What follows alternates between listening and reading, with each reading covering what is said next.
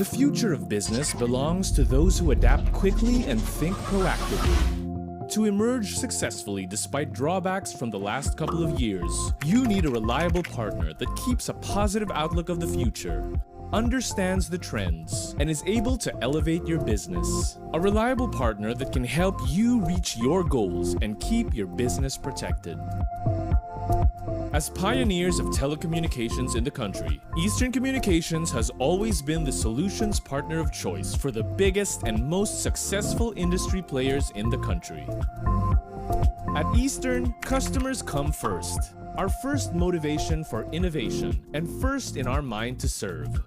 Our customers are the answer to our why. We aim to create healthy and lasting partnerships by identifying their needs and placing their requirements in front of everything. At the end of the day, we want to give the best possible experience for our customers. We understand that our customers have unique needs. We put the human connection in everything that we do. Our heart of service is shown through our brand of personalized services. We offer the right solutions, choose the right talent, and work with only the best partners for enterprise, small and medium enterprises, and consumer needs. At Eastern, the industries that we serve always stay ahead of the game. Our high-tech and high-touch solutions allow us to view the world through our customers' eyes and provide them the most meaningful experience. Our data, internet, and voice solutions, which forms our connectivity solutions, provide you with reliable, congestion-free connectivity when and where you need it. Attacks can happen anytime and when you least expect them. But with our security solutions, your network, your data, and your customers' data are protected. Whether it's before, during, or after an attack, we are here to ensure that data risk and security measures are implemented. As we evolve with a fast-paced digital economy, it is essential to be equipped with the most up-to-date and secure cloud computing technology. Our cloud and data center solutions ensure that you have the resources to innovate faster, collaborate seamlessly, and serve your customers efficiently. To ensure that your company resources, the devices connected to your network, can efficiently communicate with each other and other networks and enable you to effectively conduct your day-to-day business operations, we have a healthy suite of products under our network solutions portfolio. Remote work is here to stay. And as this shift in work setup continues, the most reliable business applications should be adapted. With our business applications, your employees can work remotely and maintain their productivity and efficiency. Finally, as your business partners, we provide you with consulting, maintenance, and delivery services to make sure that you have the right solutions to address your business needs with our Eastern services. We have a long-standing commitment to keep a better connected and a digitally secure country. By constantly expanding our footprint, we are reaching and bringing our services to areas where our services are needed the most. We believe that hand in hand, we can forge a much brighter future. Together, let's emerge stronger.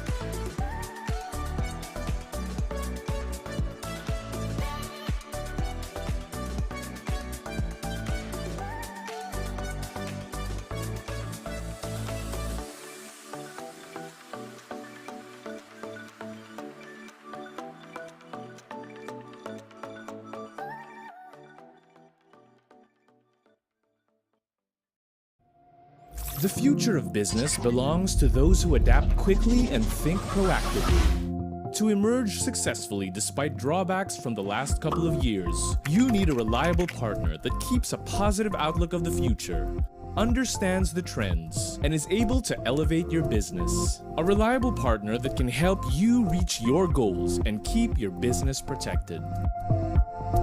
As pioneers of telecommunications in the country, Eastern Communications has always been the solutions partner of choice for the biggest and most successful industry players in the country.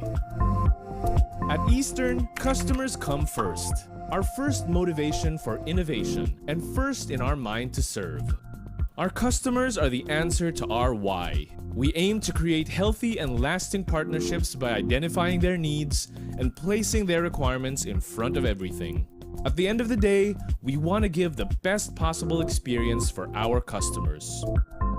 We understand that our customers have unique needs. We put the human connection in everything that we do. Our heart of service is shown through our brand of personalized services. We offer the right solutions, choose the right talent, and work with only the best partners for enterprise, small and medium enterprises, and consumer needs. At Eastern, the industries that we serve always stay ahead of the game.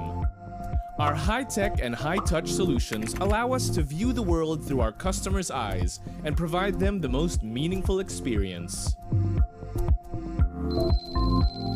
Our data, internet, and voice solutions, which forms our connectivity solutions, provide you with reliable, congestion-free connectivity when and where you need it. Attacks can happen anytime and when you least expect them. But with our security solutions, your network, your data, and your customers' data are protected. Whether it's before, during, or after an attack, we are here to ensure that data risk and security measures are implemented.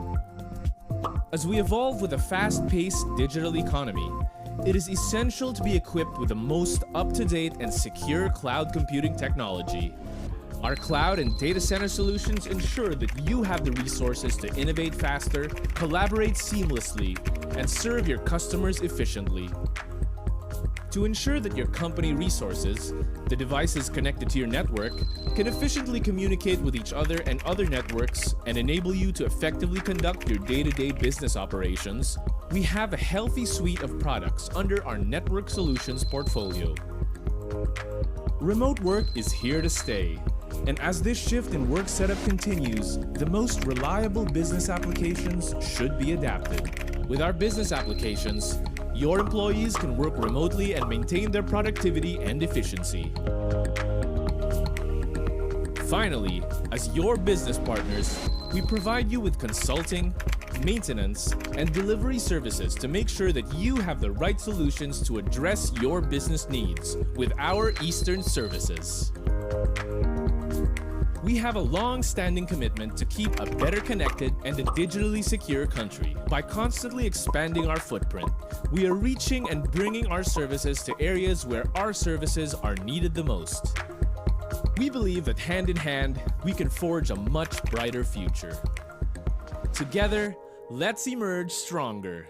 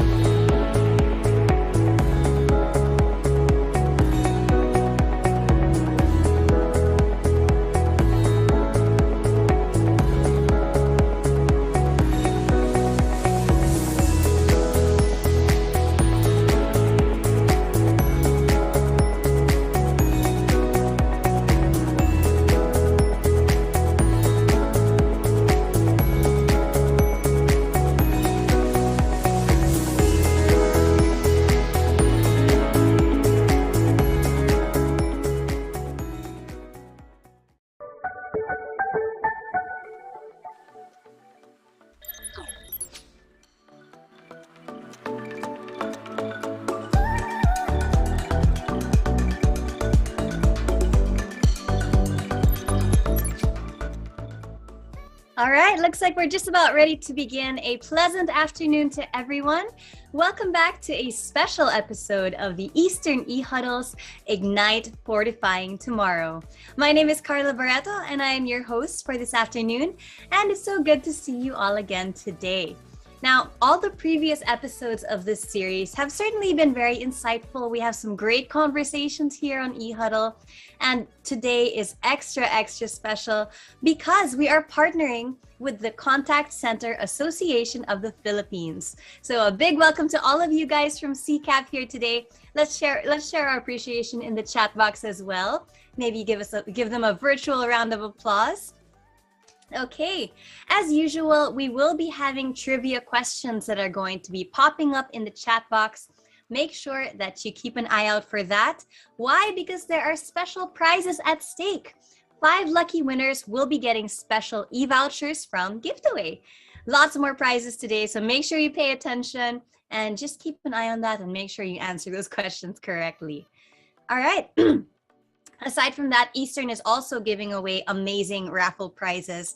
If you joined us before here on eHuddle, you already know we give away some great prizes here, and Team Eastern just loves to shower you guys with special gifts and such. So make sure you stay tuned. But first, let's get this officially started, shall we? So here to welcome us all is the Eastern Communications Industry Head for BPO, ICT, and Software Development. Let's give a big virtual welcome to Miss Eileen Escanlar Guevara. Thank you, Carla. To our guest speakers, colleagues at Eastern, our dear clients, good afternoon. We are now at the threshold of opportunities, the opportunity to recover, the opportunity to learn from mistakes, the opportunity to expand our horizons, but most of all, an opportunity to challenge ourselves to do better, if not greater. For us in the field of business, thinking ahead and planning for the long term is a must. Like sports athletes, we have inculcated stamina, willpower, endurance into our system that everything will go well before the pandemic. Within a span of 3 years, we had our team speed through necessary decisions, directions, and actions for us to survive. We did it, and as we face the future, we will stand to do it again. A future that naysayers and analysts have predicted to be everything but bright and promising. So friends, today we will be gaining insights and foresights from our highly esteemed speakers. They will walk us through concepts that would further bolster our decisions, directions, and actions. Take courage, no matter how burned and beaten we are. We at Eastern will unceasingly remain committed to keep us stronger together. Like hundreds of sticks huddled into one, we shall overcome. Thank you very much and have a great day. Thank you so much, Miss Eileen, for starting us off on such a nice note there. And now, to kickstart the presentations for this afternoon, as we always do, we are starting with our very own Ka Eastern. So a little bit more about him. Our Ka Eastern is a seasoned marketing and business development professional with over 14 years of experience. He has worked with the top financial utilities and telecommunications companies in the country. He has extensive expertise both with the SME and enterprise segments, strategic development programs, and campaigns for the companies he was involved with. Let's hear now from the Enterprise Segment Manager of Eastern Communications, Mr. Nicolo Reyes. Thank you, Carla, and good day, everyone. Thank you for spending your afternoon with us. So let's begin. We all witnessed that over the past 2 years, it dealt a huge blow to the economy and the lives of people. And now that things have started to get better, Society's efforts to preserve lives and protect livelihoods must continue relentlessly. Essential in every crisis is the possibility of reshaping an individual, a society, and even an economy. We must see this as a silver lining, that there is an opportunity in every crisis, and consumers and businesses were pushed to make changes in months that would normally take years because of the pandemic. Even in these times of ambiguity, having a positive outlook and growth mentality can make a difference. An expanding middle class, better living conditions, and a more financial future are all made possible by economic growth. And progress towards increased sustainability is facilitated by economic growth, which creates well-paid jobs for more people and provides sufficient finance for the transition to a cleaner, more sustainable economy. Together, the disruption caused by the pandemic and the government's response to it led to major productivity boosters that changed many parts of modern life. These effects could boost annual growth in productivity by about 1 percentage point now until 2025.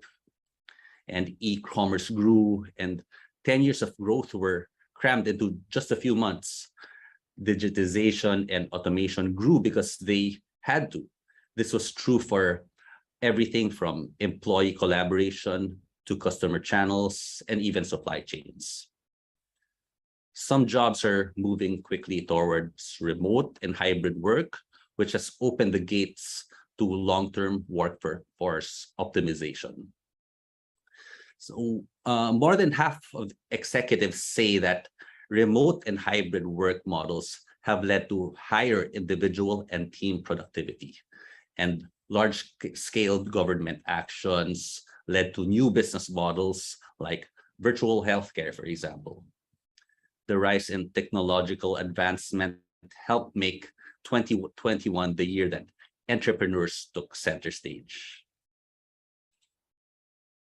And while the outlook for the future of the country is generally optimistic, we must also remain cautious and mindful of hazards ranging from economic to the geopolitical. Keeping a close eye on these risks will place us in a better position to anticipate and react to potential challenges these may bring. So in the midst of our normalcy, we must be on the lookout for any future disturbances, such as what we see here on our screen. First is bullish inflation. The consumer price index, or CPI, is surging at a rate that hasn't been seen in at least the last 2 generations. Companies' ability to successfully handle the back and forth inflation in a given industry, whether it is driven by shifting demand or supply restrictions, might help it acquire market leadership. We also have the labor mismatch. More and more workers are deciding to leave their positions. And in the past year alone, voluntarily attrition has risen, while involuntary attrition has declined simultaneously. Employers must weigh their options when it comes to investing in an employee and productivity boosting equipment. We also have supply chain shortages, where there has been a massive disruption of the global supply chain due to sudden rise in demand. Digital solutions can help organizations overcome some of these stumbling blocks, but they aren't the only solution. Companies who are able to leverage and harness analytics tools were able to adjust and adapt faster to these disruptions. Another main disruption could be new COVID-19 variants. More concerns than answers about the infectiousness, immune evasion, and severity of COVID-19's variants are being raised as they spread. As the pandemic enters another phase, it is likely to be a test of leadership abilities. Clarifying purpose, assisting stakeholders, and strengthening emotional and organizational resilience are three imperatives that leaders may wish to consider pursuing further. Next, we have the geopolitical uncertainties. The geopolitical tension throughout the world is rising in many different regions. Businesses would try to anticipate and respond to prospective government action in critical sectors, while also identifying areas for global collaboration on trade, climate, and technology. This could be a good strategy for both businesses and the government. Lastly is the energy market volatility. With natural gas prices rising and more volatility projected in the coming year, the last year has seen major increases in energy prices. There are dangers that come with the energy transition, such as growth investments being crowded out, customers not being able to pay the bill, and the grid infrastructure being vulnerable. Those risks will be managed by leading companies as they meet their net zero objectives. Now, the question is, how can businesses adapt should there be another crisis? First, we have to be on the lookout for innovative value. Throughout the course of business history, companies have often relied on a list of justifications to avoid undergoing challenging and costly reforms. But people are realizing that in order to keep up with the rapid shifts that are taking place in the market and maintain one's levels of success, one must be brave enough to take risks and make difficult decisions. And organizations need to make the necessary investments in terms of time and mental effort to build a clear vision of how and where they need to progress. Then plan for that transformation and put that into action. Of course, we also have to embrace digital. It is very important for that businesses quickly adjust to the shift towards digital and remote working patterns. The way consumers go about their transactions is undergoing fundamental shifts, and several of these innovative models have already been proven to be successful and well received, that it is almost guaranteed that they will remain in use. The most successful businesses are those who are careful about the omni-channel nature of digital. And because of this, using emerging technologies such as cloud, vocal recognition, AI, and advanced analytics can help create new products and solutions, especially in the IT BPM sector. The next point is we need to really prioritize customer experience. Based on research, over 70% of consumers right now in over 39 nations have changed their purchasing habits since the pandemic began. They're changing brands, platforms, and even where they shop. This change has renewed the focus on clients at a more granular level and on developing deeper relationships through enhanced customization and new services. In order to keep their customers from going elsewhere, businesses must also consider to better understand the forces that shape the shifting demands from their customers. And in fact, technology that enables teams is a reality. And while technology alone isn't enough to guarantee success, businesses must make sure that the latest and best innovations must really suit their needs. To take advantage of the insights that data and technology may provide, new processes and teams have to be established, of course, without discounting the importance of the human element, which may have seemed to be forgotten in this digital world. Additionally, teams must be given the freedom to discover new opportunities and quickly make judgments, and be provided with suitable and relevant technology to support these needs. The combination of technology and purposeful innovation will empower teams and will be key to success. So now let's take a look at the top technology trends that will be imperative for the growth and the success of IT BPM companies.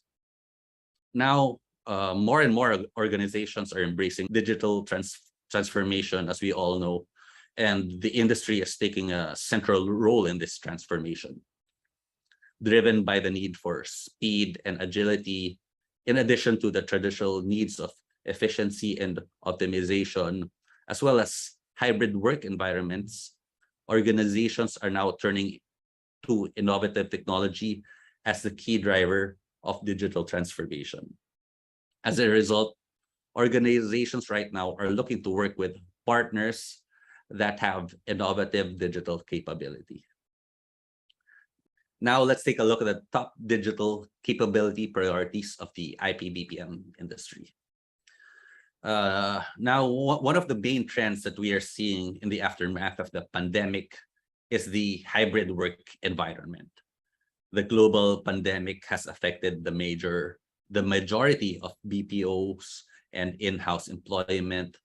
So we've seen how lockdowns in different countries has forced them to halt operations or put their employees on remote work. There is higher confidence in alternative work arrangements, and the emergence of subsegments such as fintech, e-commerce, healthcare, and technology will require stable and reliable connectivity to ensure business process efficiency. And several companies have taken measures to continue their operations and stay business as usual. So work from home, or should I say work from anywhere, employees right now are provided with equipment and internet connection to continue their work. This flexible arrangement has been part of their business continuity plan in these unusual times. Not only that, but we truly believe that the hybrid work environment is here to stay. And it is now imperative for the IT BPM companies that they should value data and cybersecurity by following strict security measures in their daily operation. And I'm sure our next speakers will give you a better understanding of security and privacy in the workplace. So let me move on to the next technology trend, which is cloud communication is one of the top technology trends helping BPO companies because it is easy, simple, and cheaper than software-based communication. Cloud-based communication means that the communication platform is hosted on internet infrastructure.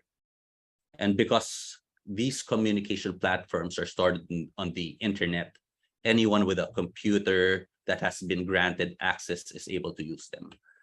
This allows companies to better connect with their customers, clients, and even their employees. With everything stored on a central site that is reachable via the internet, you never have to worry about anyone's location to get work done. Next, we have data and analysis management, which is also one of the most common fields in the BPO industry. Big data has powered business process outsourcing for years, and the technology must keep up to meet your clients' needs. As data analysis technology continues in advance, businesses are able to gain more valuable insights. And earlier, I also mentioned the need to prioritize customer experience. And consumer journey mapping is key since it involves the creation of a visual representation of the consumer's interaction with your business. This allows companies to step into the shoes of their customers and clients to see the organization from an outsider's perspective. Companies that use consumer journey maps for their work are able to be successful because they have a blueprint of the consumer's experience. Lastly, we have also seen the emergence of AI, or artificial intelligence. AI, RPA, or robotic process automation, and machine learning represent some of the top technology trends helping BPO companies right now. When AI first emerged in business processing, it was seen as a threat and it could replace many jobs of BPO professionals. However, artificial intelligence actually stands to boost the industry and help companies improve their efficiency even more. With AI, companies can work faster, accomplish more, and deliver exceptional results at a low cost. So we at Eastern, really dedicated to providing the best possible service to our customers. We take time to understand each customer's needs, provide relevant products and services, and provide exceptional customer service. Having a heart of a service in all that we do is at the core of our culture. On top of solid and reliable technology, delighting our customers is at the forefront of our brand of personalized service, because we believe that human connections are equally important.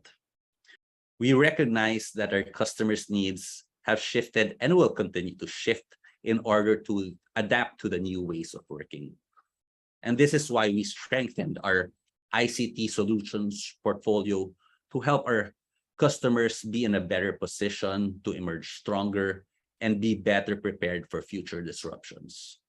In addition to our connectivity solutions, we have a healthy suite of network, cybersecurity, cloud and data center, and business application solutions to address your business needs. So that brings me to the end of my presentation. If you have any questions, I would gladly address them in the panel discussion later on.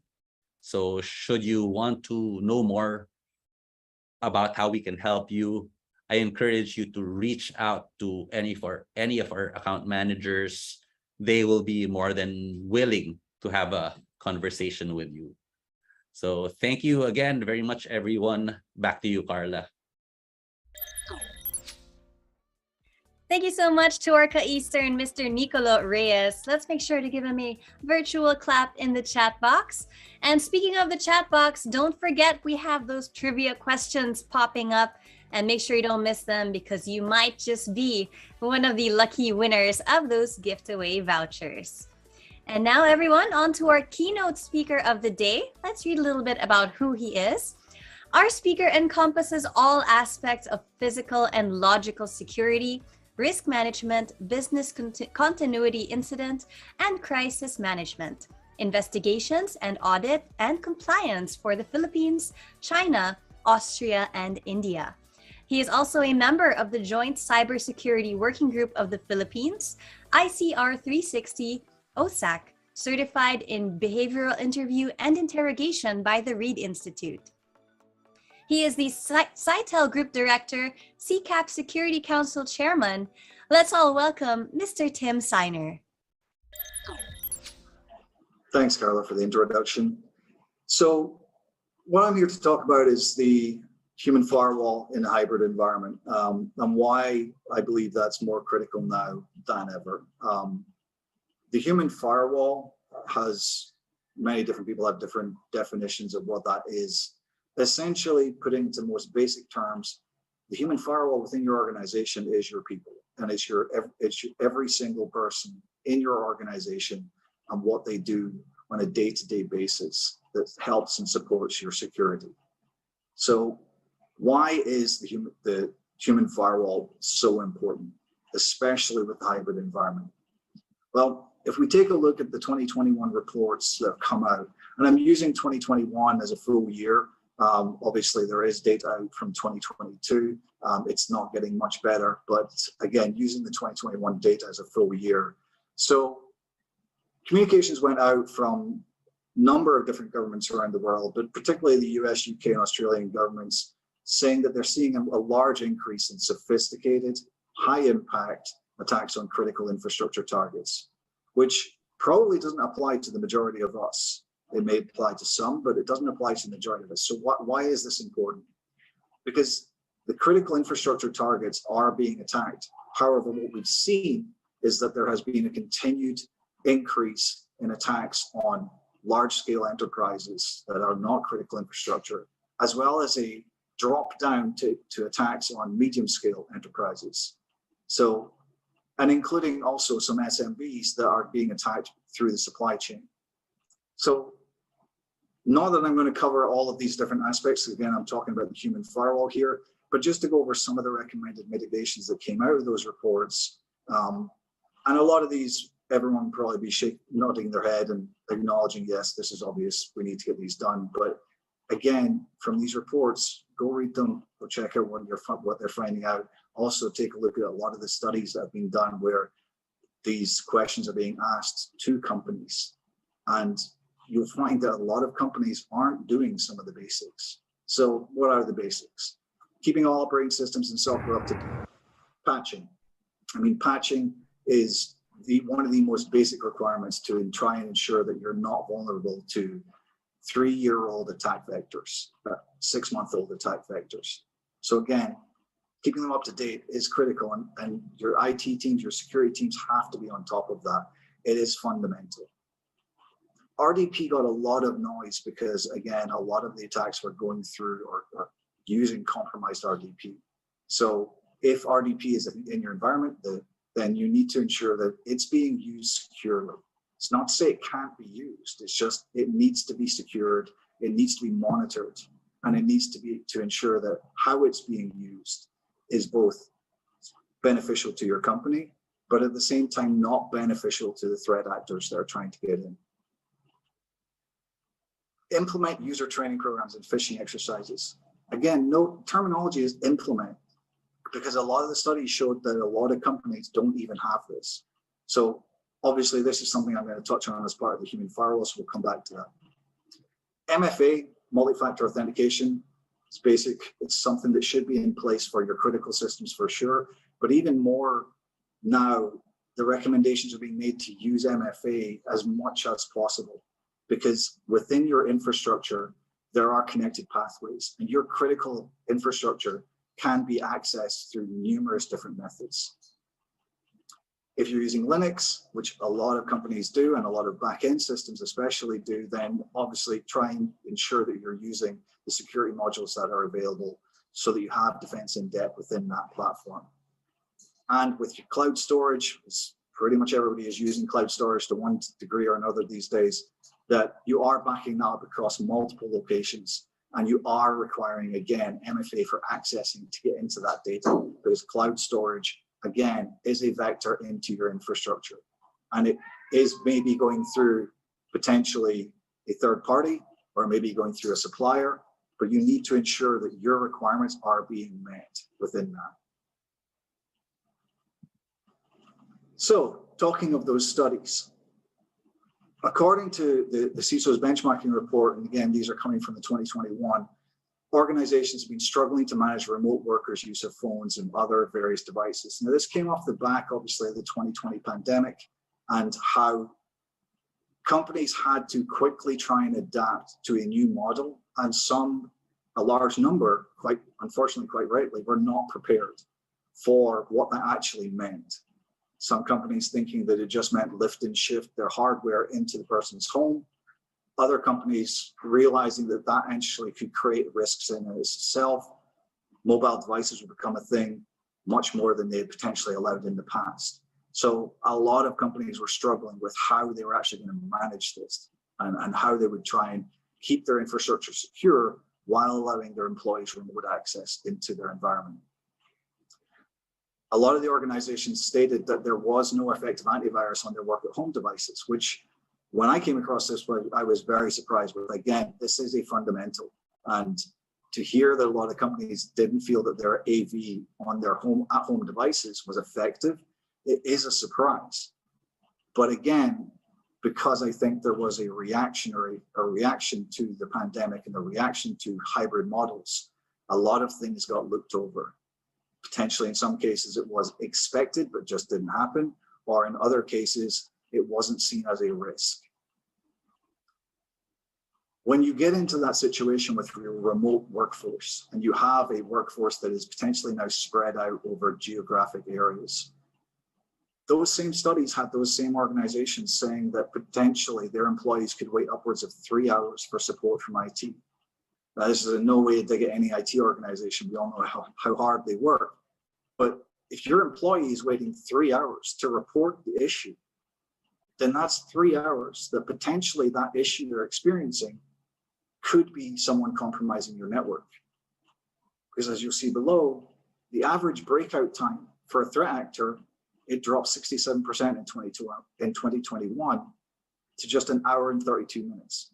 Breakout time meaning how long it takes a threat actor to go from compromise and breach of a single system to lateral movement in your network. So if it's taking the threat actor on average 1 hour and 32 minutes, and potentially your IT response is 2 to 3 hours, and the employee doesn't know that what they're experiencing is a breach or is an incident, a cyber attack, then you've already got lateral movement in your environment, and you still won't know about it potentially for another hour and a half, depending on what your security team's doing. Couple this with the fact that phishing attacks across the board increased by over 600% at the beginning of the pandemic and has continued to increase. Then you have a large-scale attack on a potentially weakened population of your employees who may or may not have a support mechanism in place to effectively and rapidly communicate that and allow your incident response teams, your security teams, your IT teams to start combating that threat quickly and effectively. So, to talk about the human firewall, every company should be asking themselves what their employee security training looks like. And most companies, not all, there are some that excel in this arena, there are others that do very little in this arena, and there are the middle of the road companies that do what is needed for an audit purpose. So there is obviously a large disparity in what companies do in this area. But your average employee security training probably looks something like this. Once a year phishing training, testing of your key critical employees, which is determined by who are the company consider the most at-risk employees of giving away the crown jewels of the company. If someone were to breach their account, they could access everything. And I'll talk about why that's, in my view, a wrong way of thinking. Monthly or quarterly email advisories. And in some cases, again, these things don't even exist. And a security hotline to report, telling your employees during your training, if you see anything, report it to this number, report it to this email. So is this actually enough? Is this sufficient to combat an ever-increasing threat against your organization from an ever-increasing population of threat actors? Because that's what we're looking at. Threat actors are coming in all varieties. You don't even need to go to the deep web, the dark web, to get phishing tools anymore, to get hacking tools. You can get them on Reddit.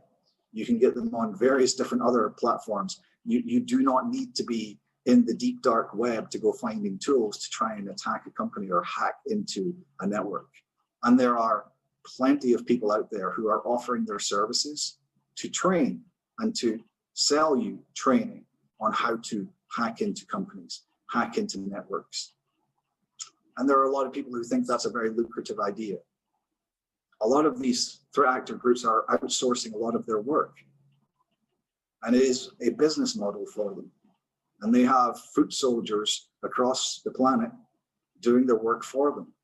Then you have those that are simply finding the back door and then selling that access to those companies, which they are now companies. So is this sufficient? If your human firewall is going to be robust to defend your company, I don't think this is sufficient. So asking the big question of what should your employee security training look like? And I hope that a lot of you are questioning your own current security training and how you talk to your employees about security as I'm going through this, because that's how you need to start. I can't sit here and tell you what your company should be doing. That all depends on your company culture, and what commitment you have to the security of your company. It's all very well for me to sit here and say, this is the gold standard that you should be doing, and if you're not doing this, you're doing it wrong. That's not true. Every company is different. Every organization is different, and every culture is different within those organizations. Some companies will excel in some areas and have poor results in other areas. But what is critical is that the people responsible for this in your company should be taking a look at whether it's effective in your organization. But I do have some recommendations. I'm not going to leave it completely open.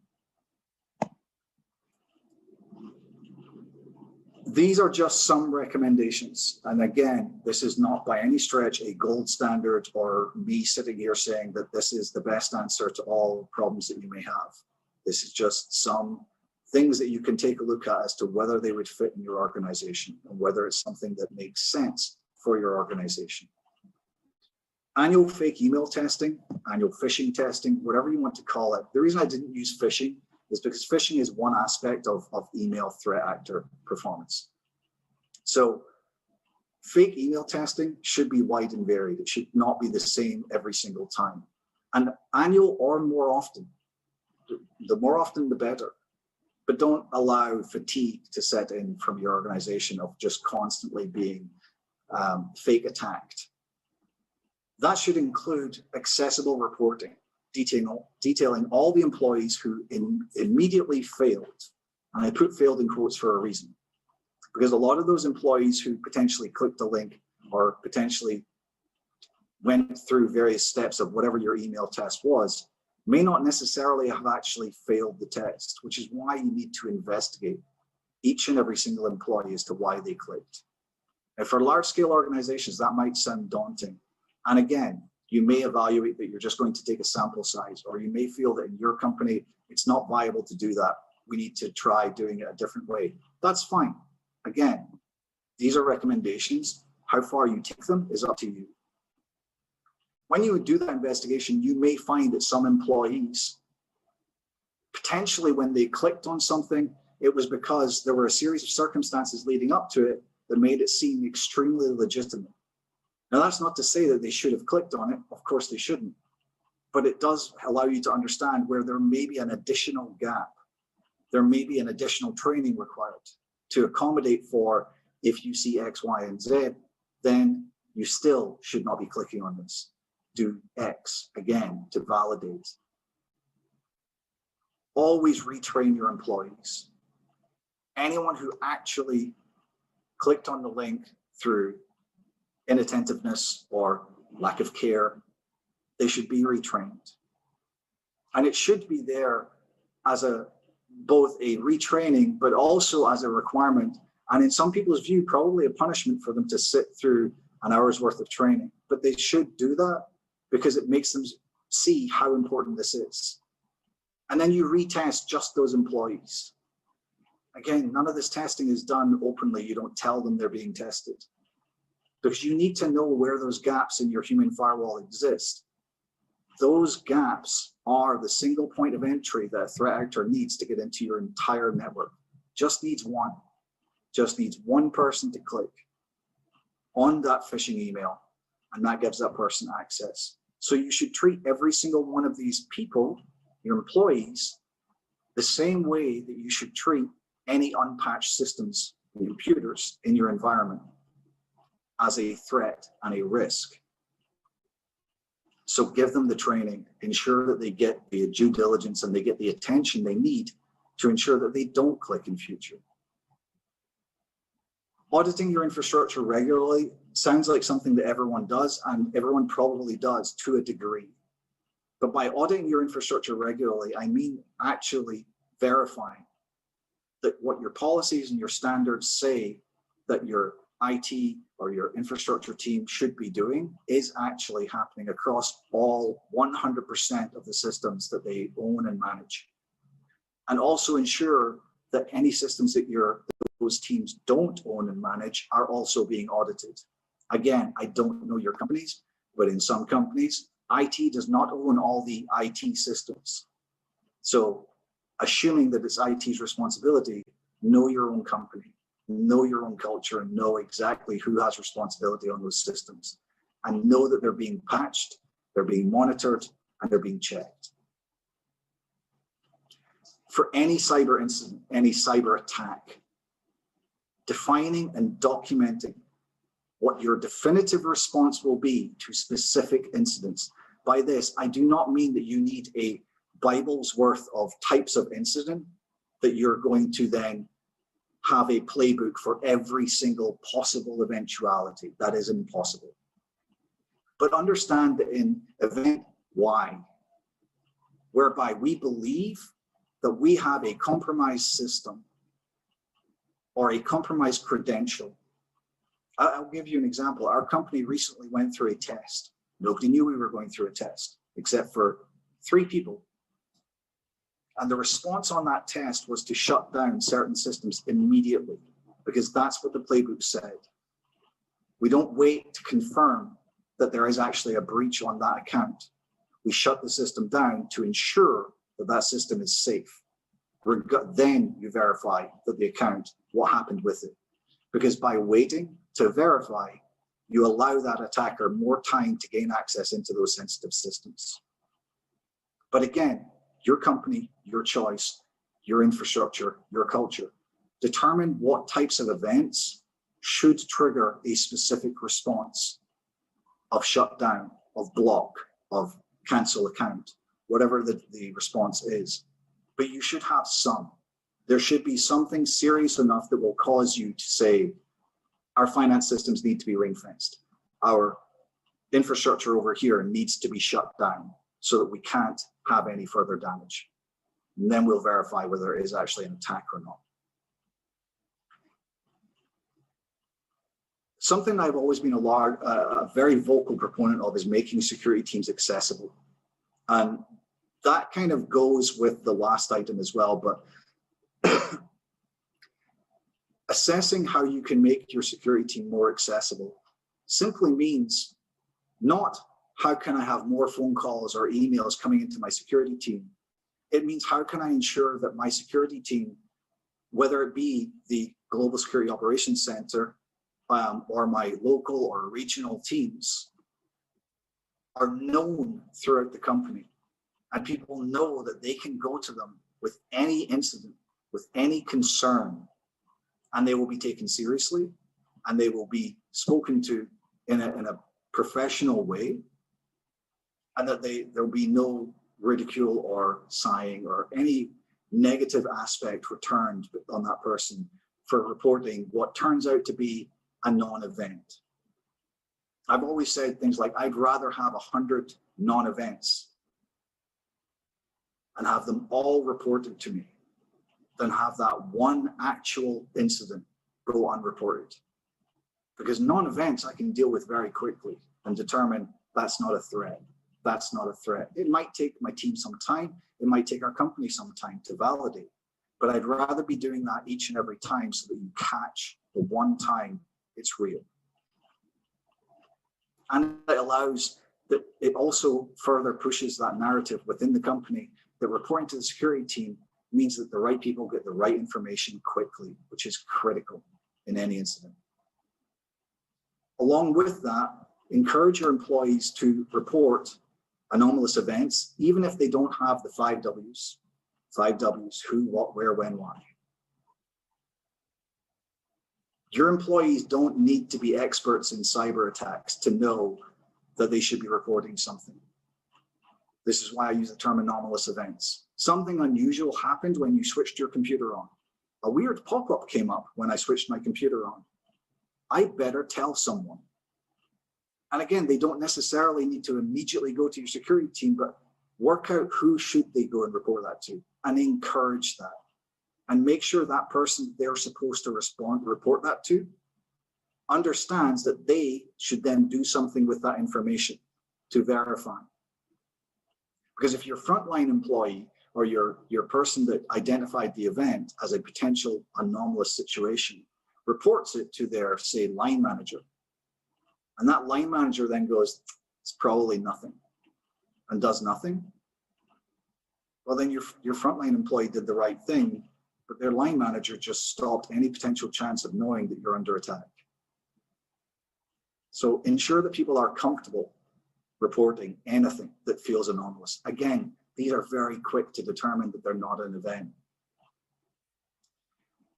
And lastly, but I do think this is extremely important, alongside making your security team accessible, is creating a culture of inclusion and respect, not just within your security team, but within the company, including your security team. There are many jokes about security in companies, and some of them are deserved. But I believe every company should work on ensuring that their security team is not perceived as the police, as the government agency within the company that is only out to get people. This is a negative stereotype that needs to be removed, because people don't want to report to an organization, or a department, should I say, within an organization, when they feel that they may end up becoming the suspect. They may end up becoming the person on the hook.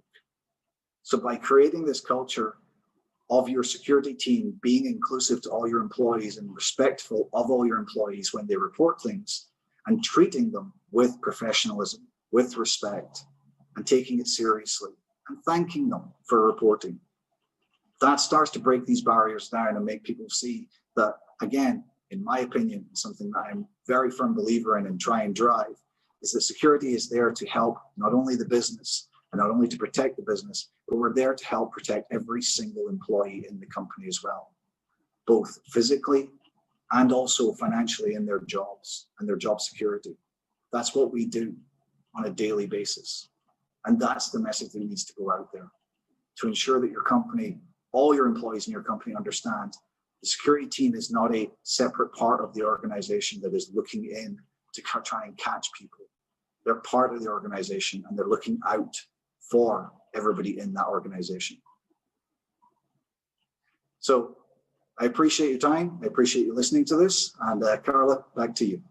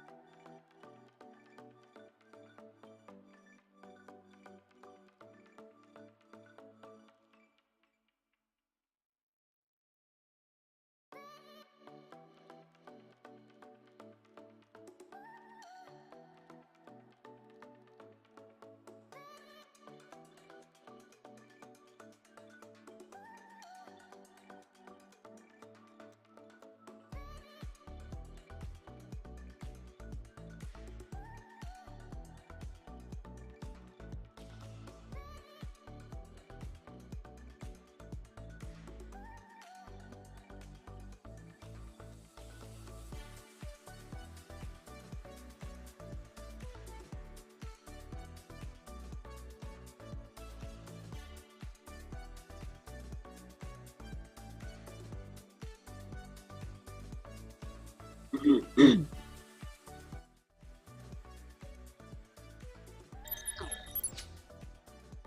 right, I am back. So sorry about that, folks.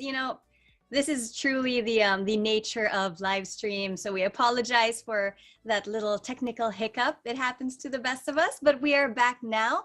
And again, I'd like to say thank you to Mr. Tim Signer for his presentation. And let me just bring things back a little bit one more time, and let's reintroduce Mr. Ed Teodoro, our third speaker of the day. In case you didn't catch his intro a minute ago, let me do that part one more time, shall we? Okay, so our third speaker of the day has 6 years of experience in the cybersecurity industry, enabling partners and distributors to understand and position their cybersecurity products, helping customers to understand the emerging threats and best practices for their organization in terms of cybersecurity. Let's all welcome on our screens now Sophos Security Solutions Engineer, Mr. Ed Teodoro. Hello, everyone. Thank you, Carla, for having us to be a part of this event. Once again, I'm Ed Teodoro from Sophos Philippines. It's really an honor to be a part of discussions like this, and I'd like to share what we see now in terms of cybersecurity. So, being a cybersecurity engineer for 6 years, I saw that humans play a big role in cybersecurity. And just like our security products and devices, humans also have some vulnerabilities. As human beings, we need to patch these vulnerabilities through updating our knowledge and skill set about cybersecurity. It is true that humans are the weakest link in cybersecurity, but humans possess contextual awareness far superior to any AI. So by overcoming some specific challenges, we can turn humans from a cyber weakness to the strongest defender. Today, I will focus on solving these challenges. From all the discussions during the event, do you agree that humans are the weakest link? Well, in terms of cybersecurity, according to IBM's research, 95% of all successful cyber attacks is caused by human error. Whether it is people clicking and downloading malicious contents, having some of the data accidentally exposed, or there are some misconfigurations on the settings, more importantly, on the cloud servers as organizations go into digital transformation. This is the first challenge that we're going to discuss. Furthermore, we'll be also discussing the challenges when it comes to finding and retaining cybersecurity staff. These stats were from Events Born, and Sophos had no role in the selection of respondents, and all responses were provided anonymously. If we look at the stats based from Philippines, 40% says that getting a skilled staff is one of their hurdles, and 61% already outsourced their IT security, and 77% plan to outsource their IT security by the end of this year. So what does this stats tell us? It is showing us that the advancements on the technologies and products already overtaken our time and skills to catch up, and as cyber attacks become more and more advanced, many types of security products and methods just keep on adding up. But the next question would be how to solve these challenges. Why are humans most likely to be the weakest link in cybersecurity? In order for us to answer these questions, let's first understand how hackers usually got into our network. This is a typical exploit chain that hackers use to own or get access to our network. So first, they will send a phishing email to our organization, and if someone clicks the link or downloads and opens the attachment, that's the start of their entry point to our network. Users may be tricked by a phishing website wherein they will provide their username and password, Another method would be hackers can now start to find vulnerabilities in our infrastructure, whether it's an unpatched server or computer, outdated application, or any other ports that they can utilize for their attack. And then the rest is history. You know, once they can communicate outside to their servers, they can now silently exfiltrate data or deploy ransomware into our machines.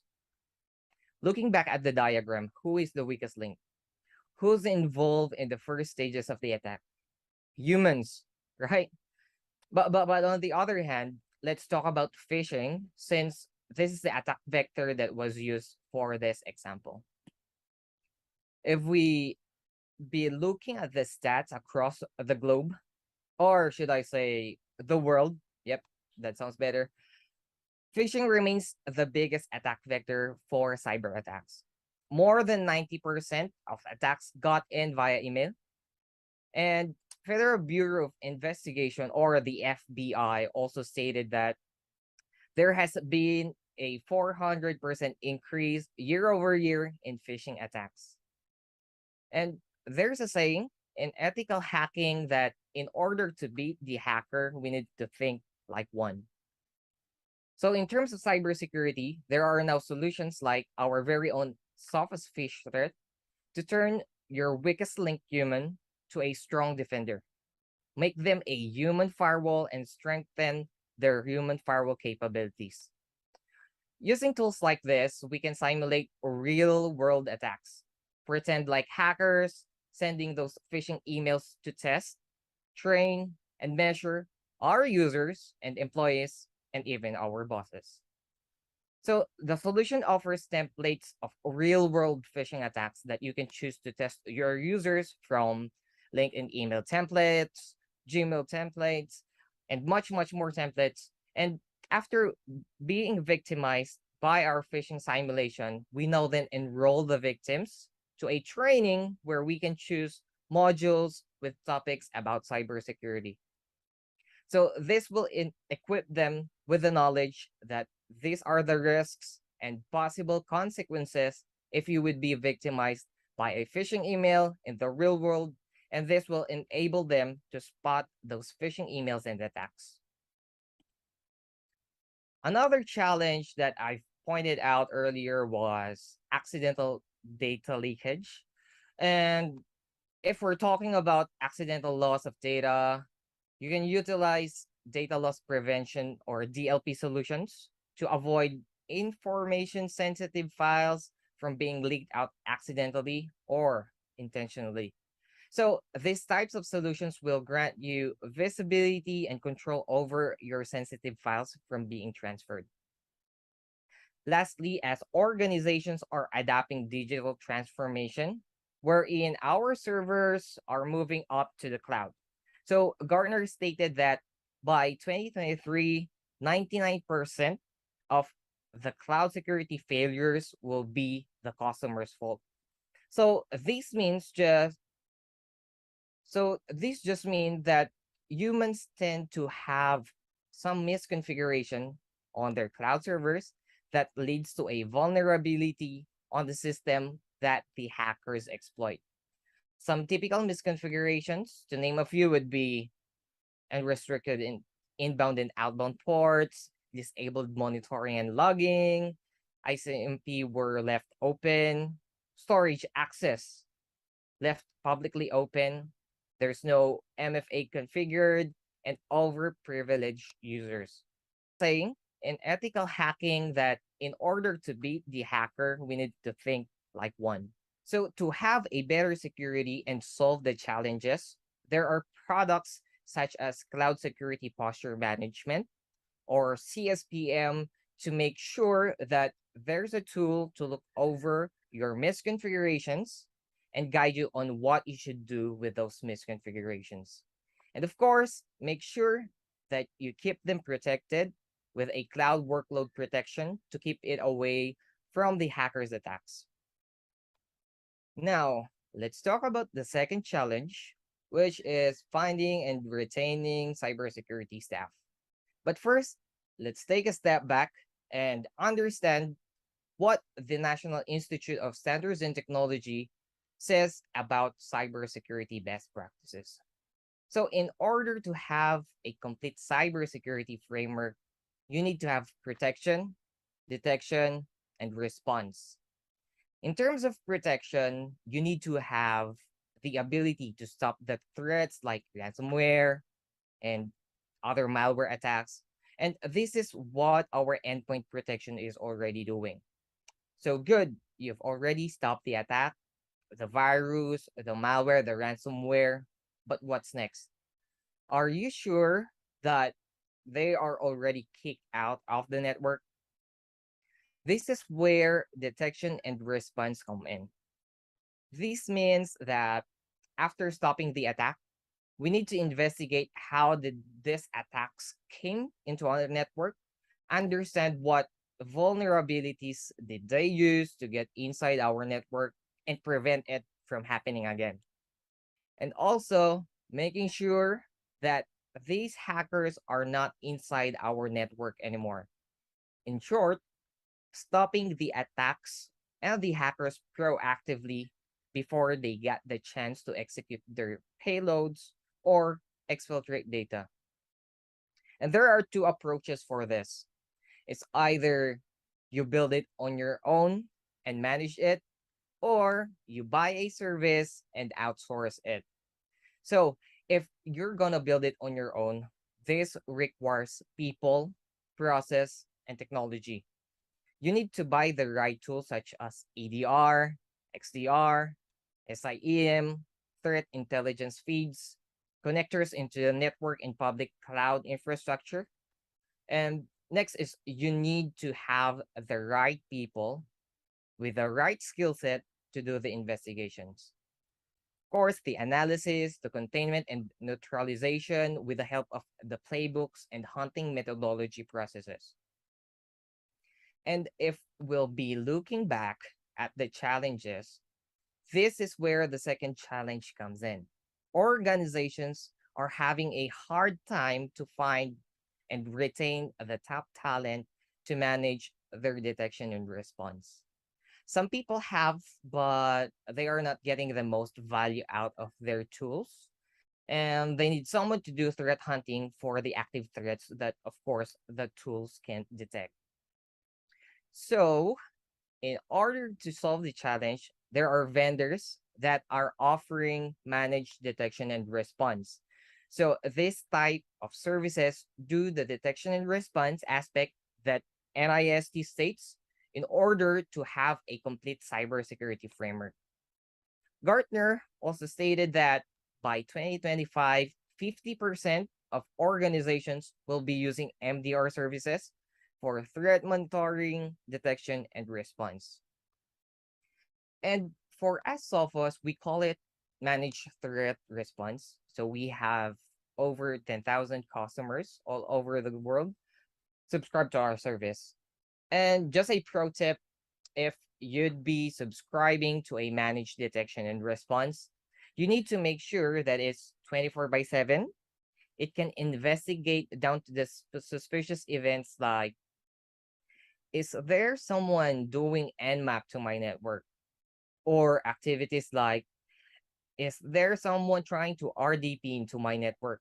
And a lot more suspicious activities. Another thing to consider is if the service can take action in behalf of you, not just notifying and flooding you with all the alerts and things that you will do in order to contain and neutralize the active threat. So for our MTR operations team, once you've already subscribed to the service, you'll have this team of experts that will do the work for you 24 by 7. You'll have a threat analyst that will work and analyze the detections that the tool captured.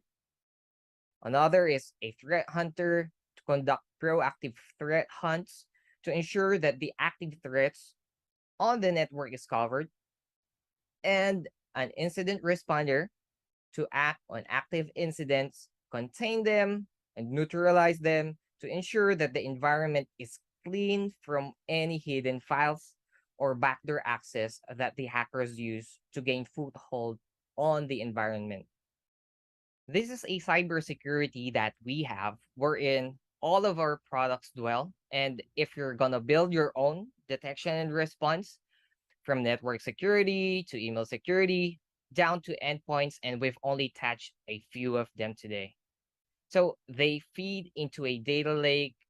So in doing detection and response, you have the wealth of data coming from all the solutions, plus the third-party integrations. All of these products are managed in a single cloud platform, which is the Sofa Central. So you'll have the visibility and ease when it comes to managing your cybersecurity solutions. So before ending the session, I just want to say that there is still a small chance of us being compromised, even with all of the security products in place. It's not a question of would I be hit by a data breach or ransomware attack? It's just a matter of when. And when that happens, let's say 3 a.m. on a Sunday morning, you got a call that your servers were hacked and ransomware already spread into the system. Is there someone from your team that can take action and stop the chaos in minutes? To give you an idea, here's how long does it take for Sophos MTR to neutralize an active incident. So in conclusion, preparedness is the key. We must always be prepared for the worst and have some human firewalls to act in behalf of us during these rare occasions. Remember the infamous quote from Benjamin Franklin? By failing to prepare, you are preparing to fail. And that brings us to the end. I'd like to thank you for your time and attention today.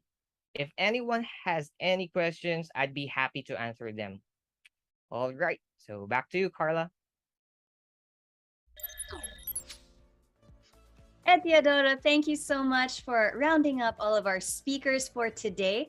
Now, we're really seeing the lines starting to connect between the presentations we've heard today, right? We're talking about the human element, what are the strengths and weaknesses that come with the human element in our careers. And I think it's really starting to come together, and we're going to get to more of that in just a while in our Q&A session, which is happening in just a little bit. But first, as I mentioned earlier in today's program, we do have that exciting virtual raffle that happens every session here on eHuddle. So let's hop to it. If you're wondering how to join, don't you worry. Just by registering for today's session, you are already automatically qualified. Easy peasy. And so, what is at stake? Let's take a look at today's prizes. First up, we've got the minor raffle prizes of the day, including an RK61 mechanical keyboard and a Logitech C920 Pro HD webcam. Let's not look at that major prize just yet. We'll get to that a little bit later after Q&A. But for now, those are the two we're giving away. And how does it work? Very, very simple. Keep your eyes on the screen because we'll be flashing the names of our winners on the screen. And if you happen to see that it is your name, all you got to do is take a screenshot and make sure you email it to us at marketing@etpi.com.ph. Make sure you follow all these instructions you see on the screen. You'll be needing to send that later. And of course, we want to get these prizes into your hands as soon as possible. So make sure you send the complete info. All right, let's start with those two minor prizes and the RK61 mechanical keyboard. Let's roll that drum roll and prepare to say congratulations to our first winner of the day. Here we go. Congratulations, Karen Bikewen. You gotta take that screenshot right now, Karen, because you'll be needing to send that to us a little bit later to claim your prize. We'll give you a couple more seconds to take that screenshot. All right. Next up, we've got that Logitech C920 Pro HD webcam. So important in these days of teleconferencing and such, and video conferencing. So this will be super handy, I think. Let's roll that drum roll one more time for today's minor prizes. And let's say congratulations to Dennis Troy Di Fere. Dennis, congratulations, second winner of the day. Don't forget to take the screenshot. You gotta do that right now. And we'll give you a couple more seconds to do that. Okay. Congratulations to our winners so far. We still have that one major raffle prize coming up in just a while. Plus, of course, those trivia questions that are popping up in the chat box. Don't forget about those. But that's not even the end of it, because you know how it is here on eHuddle. Team Eastern just loves to shower you all with prizes and gifts. And so there's one other way to earn something special today, and that's by scanning this QR code that's being flashed on the screen. That is actually our post-event feedback form. You know how much we love to hear your thoughts and get your feedback here on eHuddle. And that feedback form, if you answer it, 50 lucky people who fill out that form will get the chance to win an e-voucher from Giftaway. See, so much being showered upon all of our participants today. Okay. I hope we're all ready to have some of our burning questions answered, because it is time now for our Q&A session. At this point, I'd like to invite our speakers back on the screen. So let's give a big welcome again to Mr. Nico Reyes, Mr. Tim Seiner, and Mr. Ed Teodoro. There we are, gentlemen. Good afternoon. Hi, good afternoon, Carla. Good afternoon, everyone. Good afternoon. All right, it looks like we can see and hear each other all right. You know how it is, no matter what, we always got to check. We always got to do a little tech check of our own. All right, gentlemen, the way it works here on our Q&A panel for eHuddle is I've got a couple of questions that each of you will be answering. And then after that, we'll be going to our more specific questions for each of you, okay? All right, let's hop to it. Let's start with our first general question. And this one here says, what else should BPOs do to adapt to the ever-changing business landscape here in the Philippines? And how can they prepare themselves for emerging threats? Tim, if you don't mind, I'd like to start this one off with you. Sure. Two brief points, and I think they'll sound very generalistic, but again, it's a wide-ranging question. Stay informed and be adaptable. So you're never going to get ahead. I think every security professional on the planet has already agreed we're never going to be ahead of the threat actors. There's too many of them, and they have too much time on their hands. So it's just constant battle. But by staying informed, either doing that through your own internal teams, through using various resources, there are literally hundreds of thousands of resources out there that you can have them trawl through, or using a service that provides you that risk intelligence. So that you can try and stay up to date. And then adaptability, it's a fundamental core through everything I do. And that is because I believe you cannot prepare for every single eventuality. You probably heard that in what I was saying earlier. Being adaptable doesn't mean that you're not prepared. It just means that you have planned for general situations, but you're also able to quickly pivot to a different situation.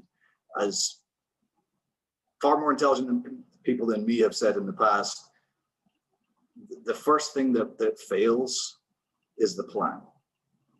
And it's said of war, it's said of battles, it's said of various different things, but it's always the first thing to get thrown out the door is the plan, because something goes unusual. So stay informed, be adaptable. Thanks, Tim. I think that summarizes it in a very succinct way. That like you said, the plan is the first thing to go out the window. And I guess pre-pandemic, there were still a lot of sectors in different businesses wherein they kind of have a set it and forget it protocol. Maybe I'll check on it once a year, and that's all I got to do, and I'll be okay.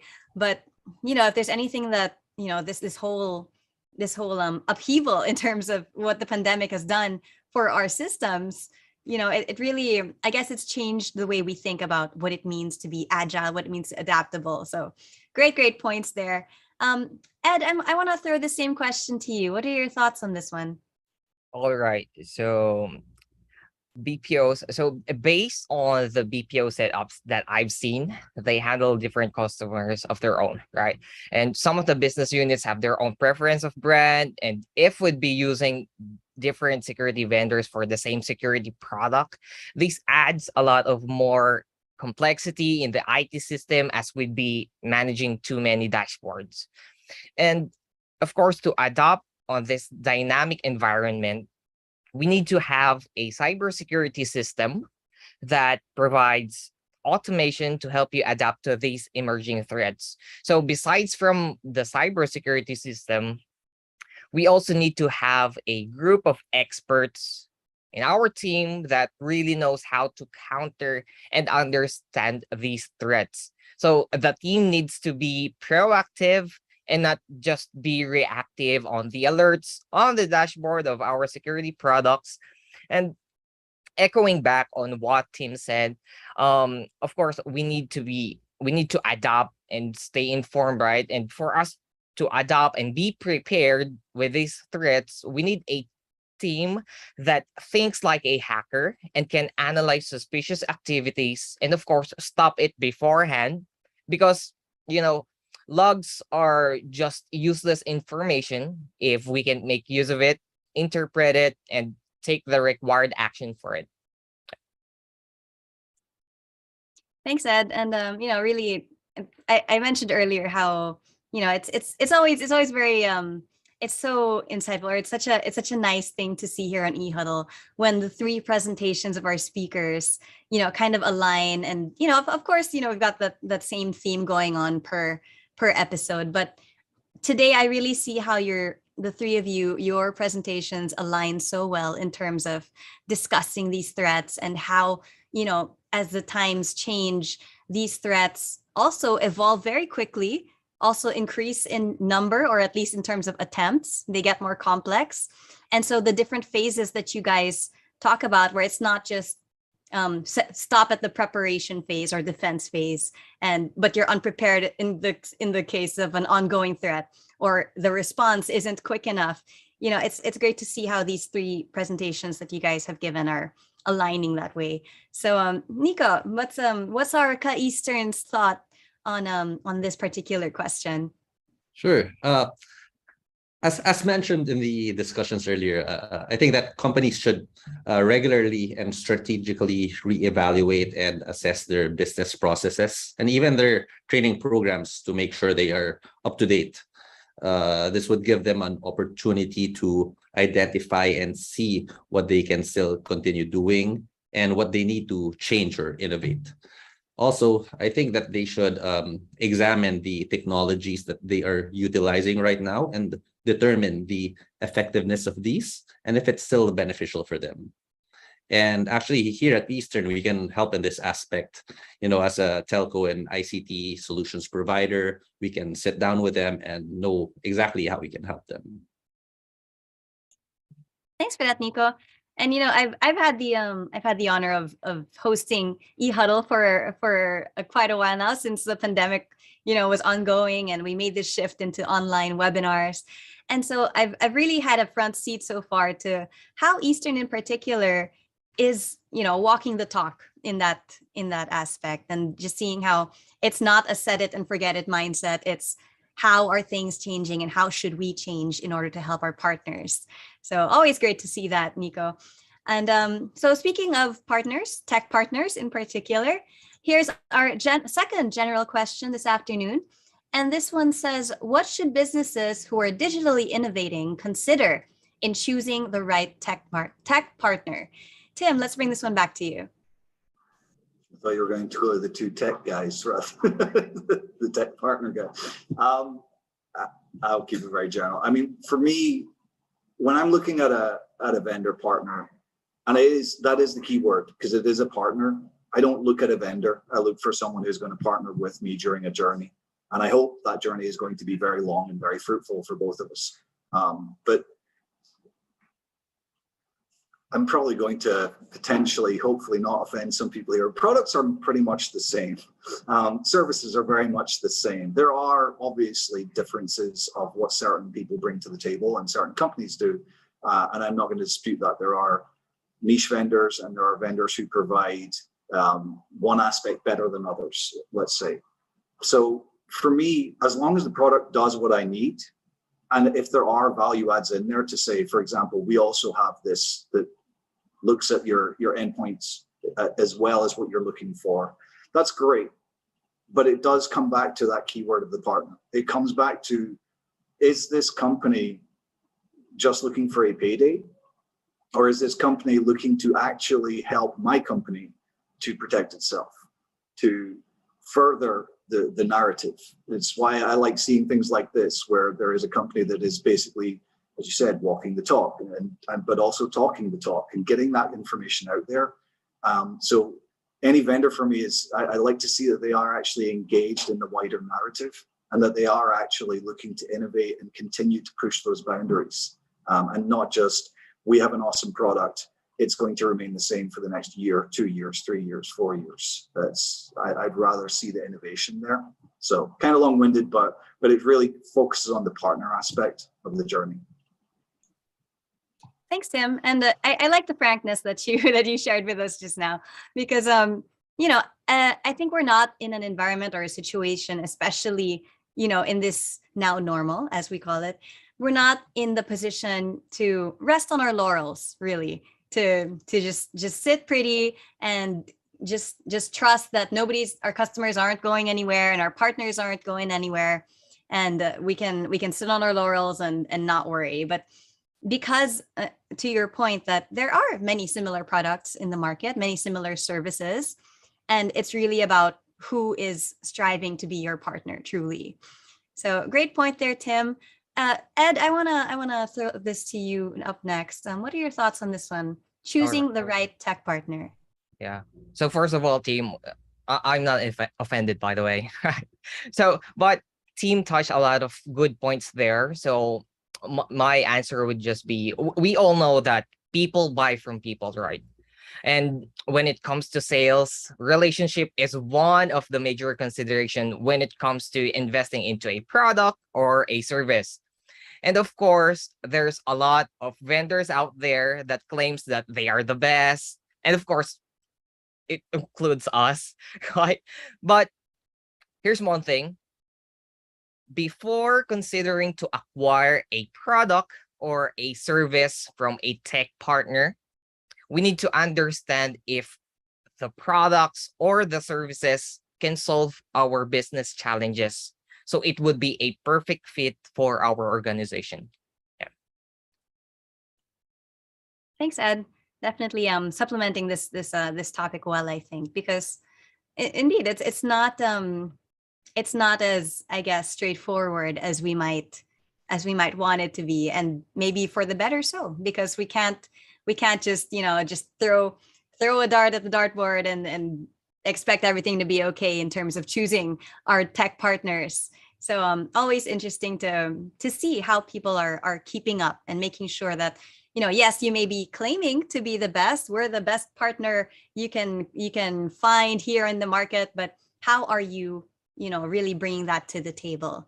Nico, no pressure on you, but I know in Eastern, the battle cry is high tech and high touch. And, that's always been one of the largest selling points of Eastern. So what are your thoughts on this from Eastern's perspective? You're right about that, Carla. But first, of course, an organization should work with a reputable third-party tech or ICT supplier to enhance an existing process, implement a brand new solution, or completely revamp its business processes. And your company's problems should be solvable with the help of this partner. And knowing their level of experience and the standards of their goods is, of course, very essential. And as Tim mentioned, the products and services out there could be really similar. And I agree with that, which is why what stands out to me as the most important factor is the quality of customer care offered by a potential ICT provider, a trustworthy information technology partner who can lend their knowledge and skills to your cause and help you achieve your business objectives. Thanks, Nico. And at face value, it may be easily overlooked. The whole aspect of, as a customer, do I feel taken care of? Because maybe the first line of selling is, our service is great, you can do everything you need to do, and no problems with the technical side or the operational side.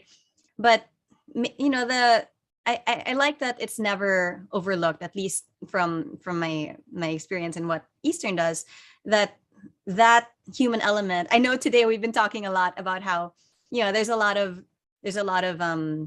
human error that happens in these processes that may be contributing to vulnerabilities, but we also see how it's such a strong point as well. We get to see how when your customers, when your partners feel taken care of, and there's that warm human element, and it's not just, we all know how frustrating it is to talk to a chatbot when you're having a problem, right? So to really get that different human element still, and not lose that is so important. So, gentlemen, those are all of our general questions for today. We're going to move along now to our more tailored ones for each of you. So, Tim, you're lucky number one in my lineup here. So, we're going to bring it back around to you. And this one here says, what are the future threats that the human firewall can address faster and more effectively? So I'm going to flip this question because it's not about what it can address faster. It's about it being a fundamental. Your human firewall should be looked at as basically the bedrock of your security strategy. Your human firewall is ever present, and for better or worse, it's always there. Now, it may look like a fishing net, or it may look like a solid steel box. It depends on, again, how much effort you've put into it. So I'm not avoiding the question, but if I look at it in a perspective of it being a fundamental, and if you put the work into it, two things. One, investment in your human firewall should never need a sales pitch to your stakeholders. If it does, then there is a fundamental gap in the understanding between your security and your stakeholders, because you haven't eloquently explained the need and the purpose of the human firewall. And two, your human firewall will always catch what your technology can't. And that meaning that, yes, technology platforms out there, and by the way, I am in no way advocating to not use EDR, to not use various different platforms. You should have those as well. But your human firewall is going to be at the point of insertion, at the point of issue. And also the human mind can perceive a potential pattern that may not actually be present in code. So again, someone reaching out, I'll just give one brief example. Someone reaching out via SMS to one of your employees is not necessarily going to be picked up by any piece of software on the planet currently, because it will just look like a text message of someone saying, hey, how are you? That's the human phishing element. That's the interaction piece where the threat actor is trying to gain information. There isn't software that can prevent that. So your human firewall becomes the only line of defense in that initial attack. Granted, later on, yes, your software will kick in if they try and do something. But so it's not that it's necessarily faster or better. It's that it's core. It's necessary, and it should always be invested in. Thanks, Tim. And I think it's a great point that we're never really going to lose the human element, and that contextual understanding, or being able to discern those special cases with certain contexts that are not, as you say, not necessarily in code, are embedded in the duties, I guess, of a human firewall. And so it's interesting to see how, as technology, AIs and the like are continuously growing and expanding, it's still not necessarily pushing out, you're not going to have an entirely robot run company either. So it's interesting to see how it's continuously going to evolve side by side. Let's give this next question to Ed. This one's for you. It says, what would be the main advantage if you will just subscribe to a managed detection response service compared to if you would do it yourself? All right. So if you would do it yourself, of course, you need to buy the tools and playbooks for threat hunting. Of course, you need to hire people to cover the operations 24/7, and of course, maintain the system. So just to give an idea, at least you need to have a SOC manager, shift lead, and some SOC engineers, right? But what if we hire the wrong people or got a problem on retaining the skilled ones? This would be troublesome and, of course, expensive and a very stressful situation. And if you'll be just subscribing to an MDR service, you don't have to worry if someone is monitoring or analyzing the threats and suspicious activities that is happening in your organization. Also, you don't want to run your company into a cybersecurity hub, right? So, especially on the SMB and the other sectors that are not into tech, and having an MDR service makes you more confident about the organization in terms of cybersecurity, since there are a group of experts monitoring and analyzing those threats for you. And if something happens, let's say a breach or a ransomware outbreak, knock on wood, you know that there's someone who'll take the required action for you. And that's the advantage of having an MDR service. Thanks, Ed. I think we can pretty quickly draw a comparison to any actual DIY project you'll do at home. And let's say it's a big project for your home, and maybe you're baby proofing, maybe you're building yourself your own furniture and the like. And it might be tantalizing. Maybe there's some savings there when it comes to doing it yourself, but the expertise and the time and the hassle doesn't necessarily make it worth it sometimes. And so I can kind of see a connection there between just doing it yourself and trying to, as you say, source your own people to do it and source your own, software and the like. But if there's already a part and parcel service with all the assurances associated with it because of that expertise, it makes it a pretty it makes it quite a at least in my view, a pretty straightforward decision to make. But I guess, of course, definitely case to case in their industries. So thanks for that, Ed. I've got another question for you in just a bit. But this next one's for Nico, since since I'm sure you've seen many cases, maybe of maybe partners who initially tried to DIY and ended up coming to Eastern as a tech partner. So I'm sure there's a lot that you've got, in the pipeline and maybe already starting to roll out in terms of making things easier for people who still have hesitations about getting somebody like Eastern. So could you give us some examples of your current and upcoming services that would help your customers prepare for future disruptions?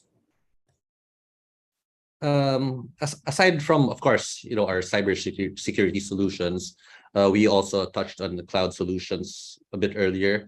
So we are actually offering Eastern Cloud as well. This comes from the need for security, reduced cost, hyperscalability, and simplified management of businesses in today's landscape. Also, as we are seeing higher confidence in alternative work arrangements and the hybrid environment, we have collaboration and productivity tools that will enable businesses to effectively and efficiently work remotely. And we are, continuously developing a variety of products and services that will help address the varied connectivity needs of businesses today to help them achieve their business goals. So we'll definitely share this with everyone as soon as we launch new products.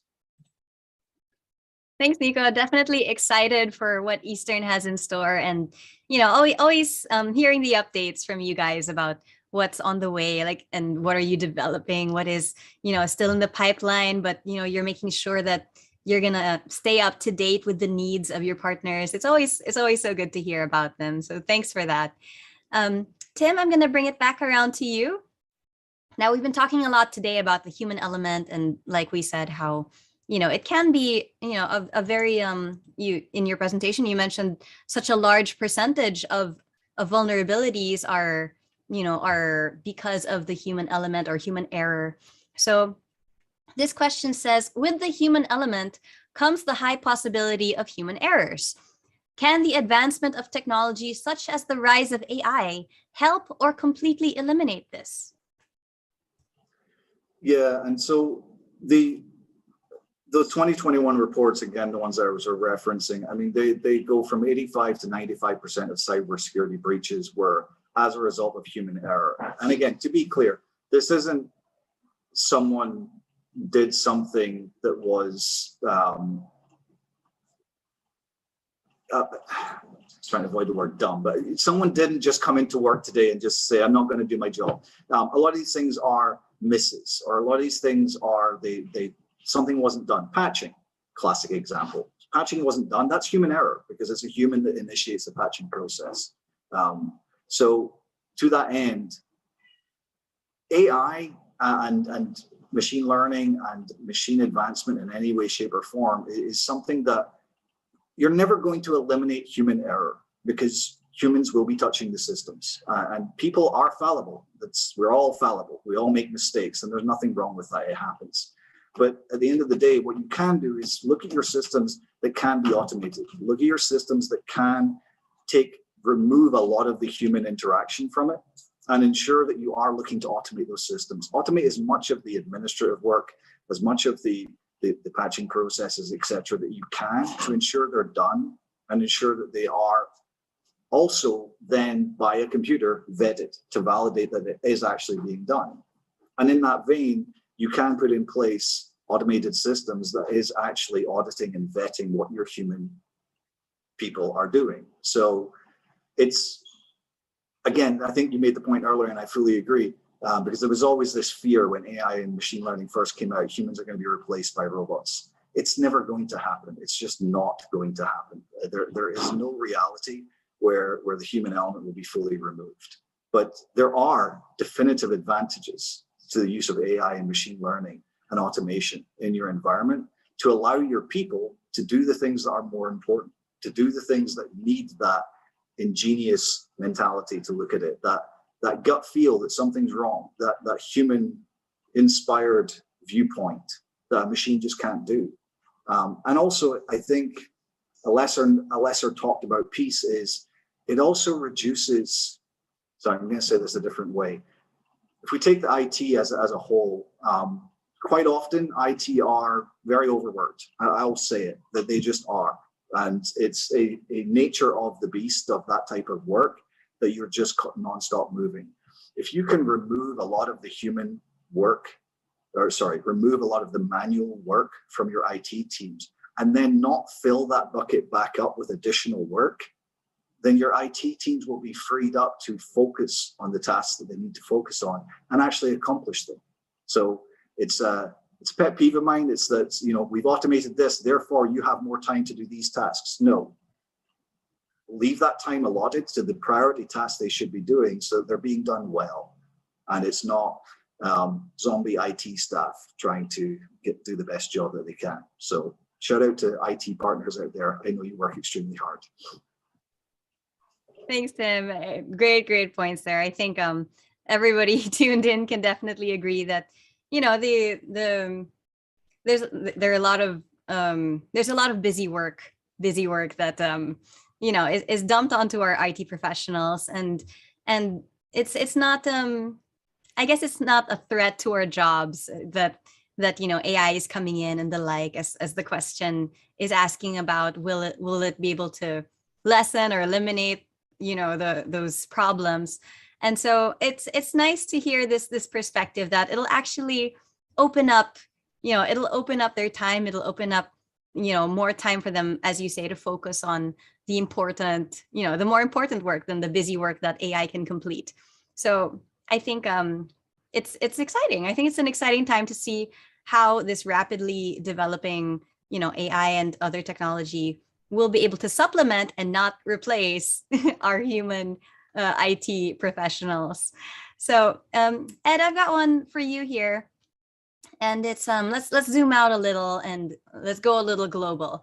And this question says, if we would be comparing the Philippines to other countries around Asia Pacific and Japan region, do you see some of your company's customers using XDR able to utilize the tool properly, comparing to Asia Pacific and Japan?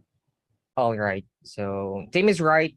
Humans can be replaced by AI, But going back to the question, let's first understand the use of XDR solutions. In the most simplest terms, it's a tool that we use to conduct IT hunting and threat hunting. Threat hunting, threat analysis, and incident response, it requires a specific expertise and knowledge. We need to have a dedicated personnel with the right skill set to conduct this.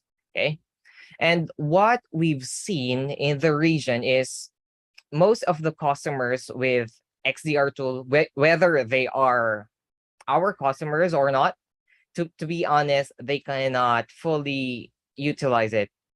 There are some, let's say, maybe 1% of the XDR customers can use it. But the problem is that they found it very tedious and time consuming, since they have a lot of other stuffs to accomplish. And let's say, for example, if that employee resigns, the organization is left hanging and will start hiring or training someone again to use the tool. And eventually they realize how hard it is to utilize the tool and subscribe to an MDR service. Again, XDR is just a tool. It's like buying a jet plane, and you still need a well-trained pilot to make it fly properly, right? So that's all. Thanks, Ed. I think that illustrates it quite well. I think that you could buy the jet and you still need the pilot. So I think good to see from you're shedding light on how it might be tempting or tantalizing to just get the tools yourself and try and throw it together yourself and patch it up DIY style. But it definitely would be an advantage to have your pilot on board, right? So, gentlemen, that is all the time we have for our questions this afternoon. But before I let you go, I'd like to go down the panel again and get your brief parting messages for the day. So, Tim, could we start with you? Sure. No, I appreciate this. This has been a really engaging and interesting discussion, so I appreciate the invitation.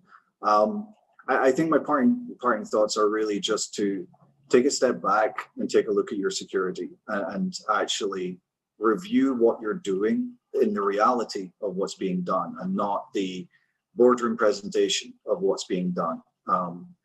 There's always a lot of fear around job security and making sure that you're showing the value you're bringing.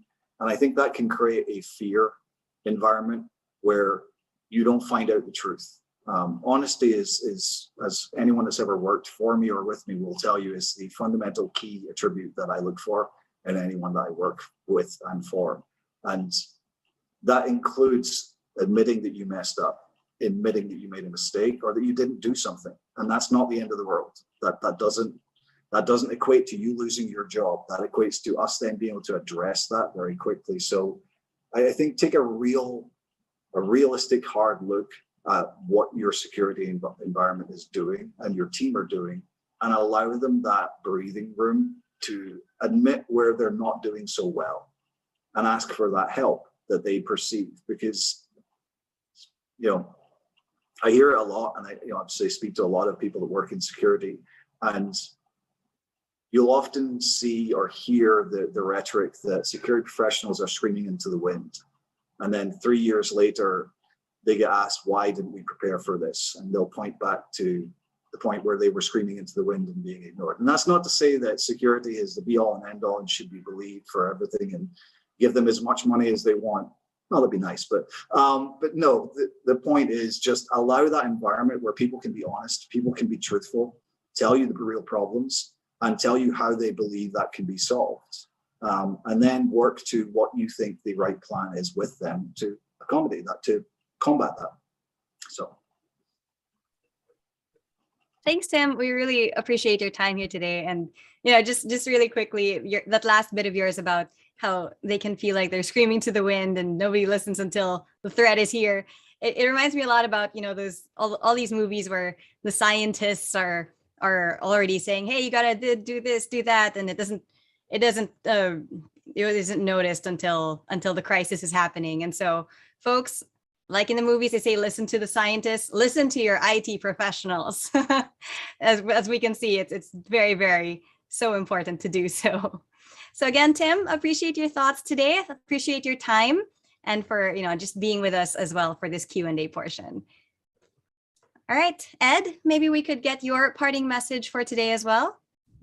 All right. So I just want to echo back what Tim said, that it's okay to ask for help. And I'm talking to the IT admins here because it's a really stressful job, and sometimes the reason why it becomes stressful is because we don't ask for help. I'm a superhero here. I'm the IT admin. Even the aircon is not working, I can do that. So there's a lot of stuffs going around in our organization today. And if we're talking about cybersecurity, don't be shy to ask for help.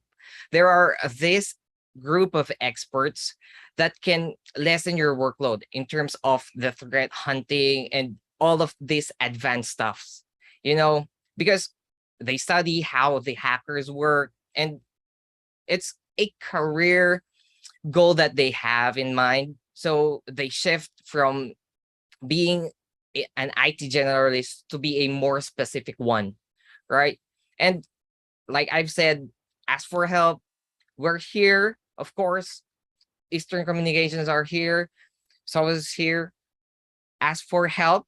And if there are any questions, of course, if you understand your business challenges, we're always here to help. Right. Thanks so much, Ed. And it's to your point, it's so important. We're learning today how it's so important to create an environment in your sector, in your company, wherein, it's okay to ask for that help. It's okay to admit that this isn't necessarily, something that I can do myself, or that it's something that I need a real IT professional or a high IT service, professional's help with. And that's okay. And, it's part of your company's growth. It's part of your journey. And if it has to be done, then it has to be done. And here we are having these important conversations, and we appreciate you being a part of said conversation. So thanks for your time, Ed. Nico, could you wrap things up for us today? Your parting message on behalf of our Ka-Easterns. Sure, Carla. Well, first and foremost, I'd really just like to express my utmost gratitude to each and every one of you for coming here this afternoon. I would also like to thank my fellow panelists, Sir Tim, Sir Ed, and of course, our very pleasant host, Miss Carla Barreto, thank you for the opportunity to appear with you guys on the same virtual platform. We hope that we were able to impart useful insights and information that will put you guys in a stronger position to adjust to the ways in which life and business will be done in the future. And in terms of asking for help, as Tim and Ed mentioned, Tim is correct. We're here. We're here to serve you as your partners as you navigate the ever-changing terrain of modern business. And in light of this, we ask you, please don't hesitate or don't hold back to get in touch with us. And once again, thank you, everyone. And I hope you have a wonderful remainder of the afternoon. So stay safe, everyone. Thank you. Thanks, Nico. And of course, we really appreciate Team Eastern creating this whole platform to begin with. I mean, the four of us wouldn't be together on this screen today if it wasn't for eHuddle, which is of course organized by Eastern Communications. So thank you to all of you at Eastern for just making this space for us to have these kinds of great discussions. So gentlemen, thank you for your time, and we hope to see you all together again here on this panel in the future. And until then, take care. Thanks again. All right, let's give a virtual applause to our speakers in the chat box. Make sure we show them our appreciation for sharing all those great insights today. And any further questions you might have, of course, Team Eastern is in the chat box and happy to help you with any of those concerns. Now, at this point, don't think we've forgotten, folks. We will proceed to our raffle for the major prize of the day. What is it? We're going to show the prizes again on screen right about now. And the major raffle prize of the day is a 1 terabyte extreme portable SSD. There it is. And it's time now to give that one away. So let's hop to it. In case you missed the instructions earlier in the program, let me share again how it works. If you are registered for today's eHuddle session, then you are automatically qualified for the raffle, and we will be flashing the name of the winner on the screen. If you happen to see that it is your name, all you have to do is take a screenshot and follow these instructions now being flashed. There you go.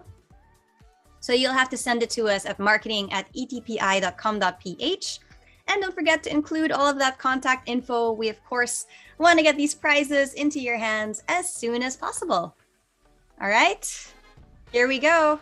The big raffle prize winner of the day of that 1 terabyte extreme portable SSD. We're going to roll a drum roll.